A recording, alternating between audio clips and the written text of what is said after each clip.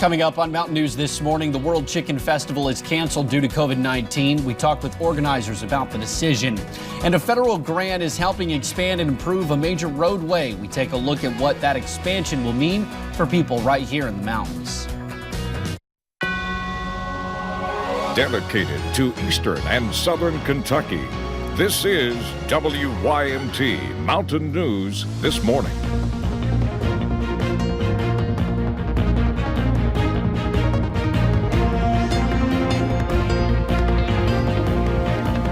Good morning. It is 6:32 on this Thursday, June the 18th. I'm Will Puckett. Thank you for tuning in to Mountain News This Morning.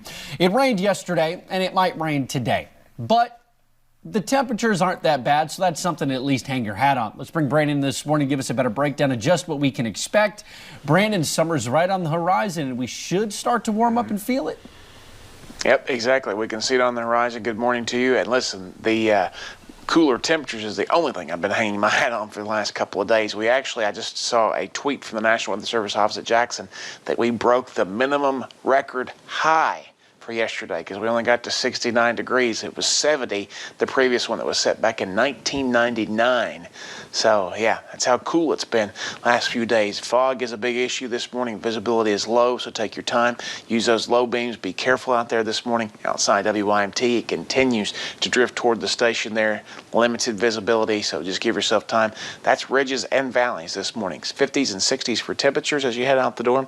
And your out the door forecast takes us into the low to mid 70s today. But guess what? The rain chances continue, and they may actually increase a little bit today thanks to that low moving back on shore just a little bit. We'll talk about the extended forecast in a few minutes. Will? All righty, Brandon. Thank you, sir. Well, we now know the name of the man killed in an apartment fire in Pulaski County Tuesday morning. Pulaski County Coroner Clyde Strunk tells us 53-year-old Philip Rose died in the fire. The fire happened at the Western Hills Apartments just off of Hale Knob Road in West Somerset. Strunk believes Rose died from smoke inhalation, but is waiting on the autopsy results from the state medical examiner's office in Frankfort to list an official cause of death. No word yet on what led to the fire. Well, we now know the wife of Congressman Andy Barr died from natural causes, a heart condition.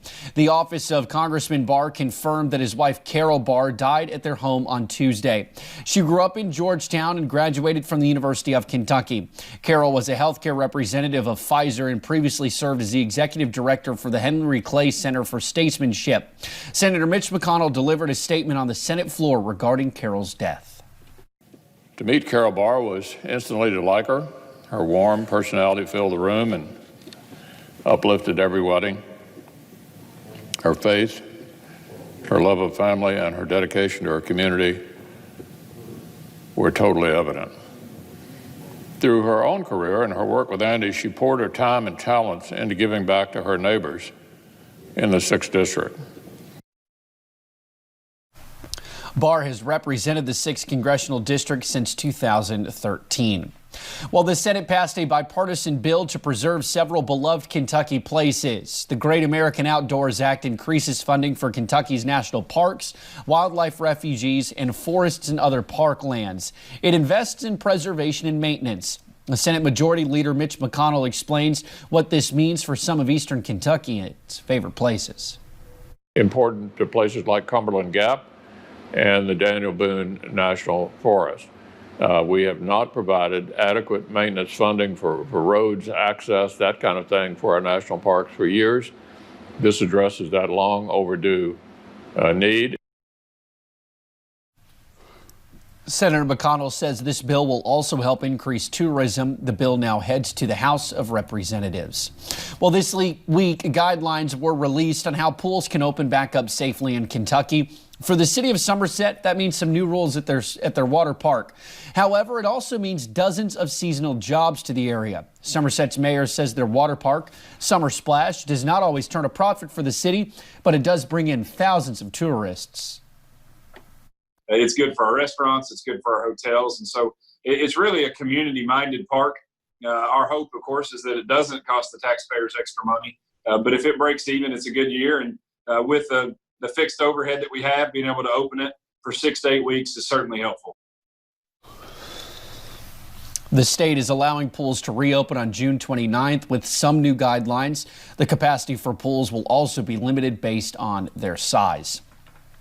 Well, the list of events across Kentucky canceled due to the pandemic continues to grow, and the World Chicken Festival in London is now among them. Some may not know the festival itself is a nonprofit organization, and all food vendors are nonprofits. Besides not having crowd control and being able to properly social distance, these vendors will miss out on a huge opportunity. I mean, some of these nonprofit organizations, this is their largest fundraiser that they have.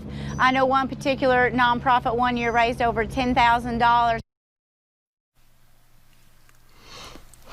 Organizers say there are too many unanswered questions surrounding if they can protect everyone and provide a fun and safe experience. Well, we want to pass along a traffic alert in Perry County to you this morning. Transportation officials want drivers to know the Hazard-Jackson exit coming from eastbound Highway 80 to Kentucky 15 will be closed for several hours tomorrow. The entrance ramp to westbound Highway 80 will also be closed. Officials say they are blacktopping the ramps.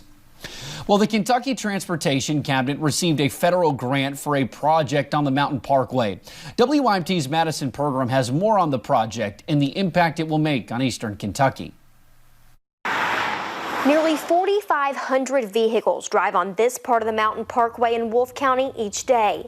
I was 9 years old. I can remember when they came through and built the road. A $55 million grant is now going towards an 11-mile expansion, turning the 2-lane road into 4 lanes. The mountains were largely isolated before the construction of the Mountain Parkway years ago, and it periodically needs extending and upgrading.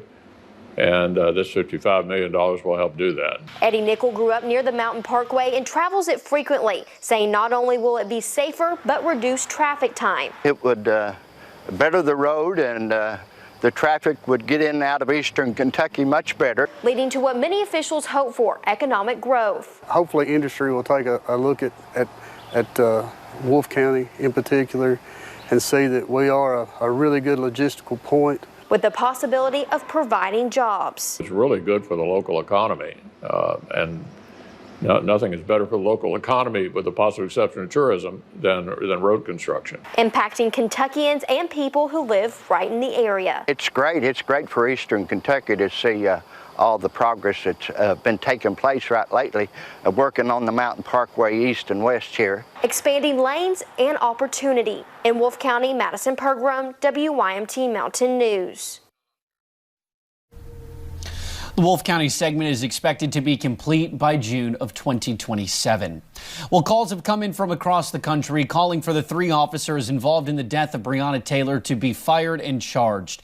But a 2015 memorandum of understanding says that the police chief can only suspend officers without pay in very limited circumstances, and evidence like video, photos, or audio recordings is necessary.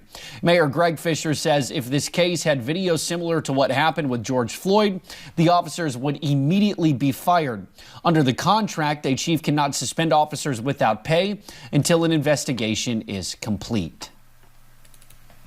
And one tattoo artist in Pike County is transforming hate into beauty. Sacred Mountain tattoo artist Matt Bentley is offering free tattoos to people whose bodies hold racist remarks that they would rather not associate with anymore.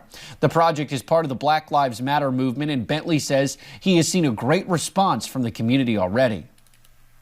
The most loving, community-based people, like they support each other. This is the perfect place for social change like this. If you can get people here on board with creating change, I mean, we'll be capable, helping change everywhere. Now, Bentley is also donating tips to Black Lives Matter movement organizations. He says it is a small drop in the bucket, but he just wants to make the world a better place.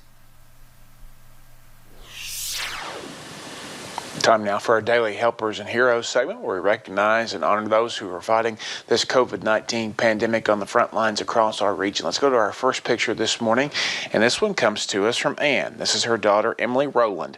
Emily works long hours at a long-term care facility. You can see her here in her mask. Her mom says she cares about and loves all the residents that she serves. On top of that, she's also a full-time student at Morehead State University. Thank you, Emily, for your dedication to our region, and for you, Will, go Eagles. Our next picture was submitted by the folks over at the Thankful Hearts Food Pantry in Pikeville. As you know from our coverage, they're going through a tough time right now after losing a lot of supplies during a recent fire at their facility. This is Bill Atkins. He's a weekly volunteer at the pantry filling food boxes to make sure no one goes hungry. He's been doing that for more than 28 years. Thank you, Bill, for being a rock star. And finally, our last picture today was sent in by one of our neighbors in Floyd County. This is Curtis Mo Tackett from Wheelwright. He's a phlebotomist at Pikeville Medical Center. Thanks, Mo, for being on the front line during this difficult time. And of course, you still have time to submit your frontline helper or hero. We can get those on the segment by two ways. You can go to the website, WYMT.com, hit the drop-down menu on the left side, and click on the Helpers and Heroes link. You can also send me those pictures with some info. Make sure you include some info so we can tell about these fine folks to my Facebook page, Brandon Robinson, WYMT. Will? All righty, Brandon, thank you, and thank you to all those helpers and heroes.